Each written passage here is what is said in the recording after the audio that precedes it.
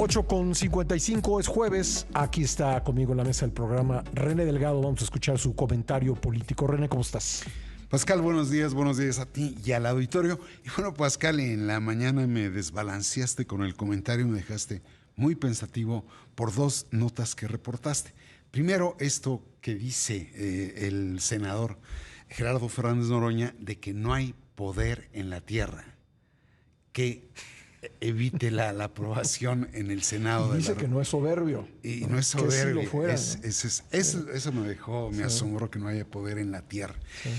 Y lo cual a lo mejor significa que es un hombre creyente, ¿no? Porque si no, diría no hay poder y punto, ¿no? Bueno, pero es impresionante, digo, verdaderamente una jactancia enorme. Y la otra, lo que informabas sobre la postura del presidente o del líder de la mayoría parlamentaria en el Senado,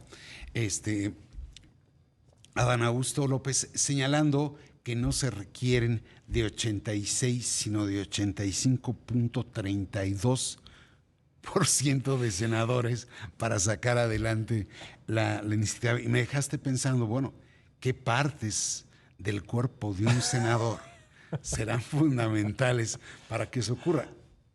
Cuando uno piensa en dos. Uno, la mano, para poder alzar el dedo, y dos, los pies. Pues sí, para entrar o salir como... No, para poder legislar. Si no, ¿cómo sería eso? Pero más allá de este afán de dominar la agenda pública sobre la base de declaraciones que verdaderamente son desproporcionadas, Pascal, creo que en el fondo las dos pruebas de ácido que va a tener la reforma del Poder Judicial, más allá de su aprobación y de la ratificación por las legislaturas locales, va a estar en el hecho de si genera o no efectos colaterales, yo digo, de acción retardada, y si arroja la reforma el resultado esperado.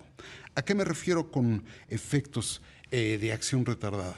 Es decir, vimos al día de ayer cómo se puso otra vez nervioso el peso, la paridad de la moneda a raíz de la discusión en Cámara de Diputados, y hemos visto una serie de pronunciamientos del Banco de México que, digo, me parece que son señalamientos basados en datos duros que hablan de un pobre crecimiento y hablan también de una suerte de desaceleración económica.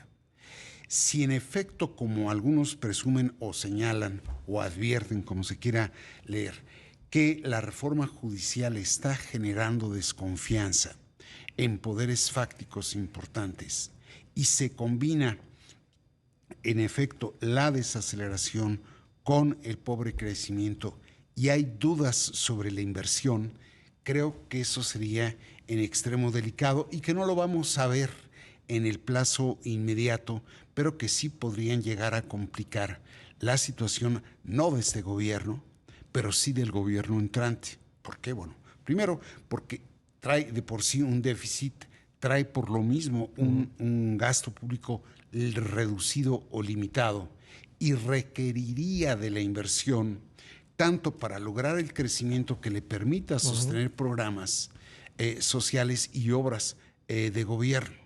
Ahí creo que esa es la prueba de fuego principal, fundamental de la posibilidad de esa reforma. ¿Por qué? Porque es reformar, con todo lo difícil que estamos viendo que es reformar la Constitución, es, pese a todo lo que vemos, fácil. Pero lograr aterrizar los derechos de la Constitución sin generar ruido o nerviosismo no es tan sencillo. No, hay que organizar una elección, hay que liquidar a un montón de jueces, magistrados y ministros. Son gastos que seguramente no estaban contemplados hace un año, ¿no? No estaban contemplados, Pascal, y creo que no están del todo definidos. Porque, por un lado, hay quienes dicen, el INE dijo que estaría estimada en 7,000 millones de pesos la elección de los impartidores de justicia, y me parece que fue Ricardo Monreal, espero no estarlo poniéndole palabras que no mencionó, pero él habla de 3,000 millones de pesos. Cuando hay tal rango en una valoración, en un presupuesto, verdaderamente uno no sabe cuánto va a costar. Además, como es la mecánica, según el decreto, la gente se va a tardar mucho más tiempo en la mampara, en la casilla, votando que con en una elección regular donde solo tachas el emblema de un partido político. Aquí tienes que escribir nombres. Sí. Puede ser eterno, con lo cual a lo mejor necesitas más casillas, ¿no? Sí, o más personal. O más personal. O más personal. Y estás tocando otro punto. Sí. Vamos a ver si el presupuesto contempla o no esa partida. Sí. Y por el otro lado, Pascal, está el del resultado directo.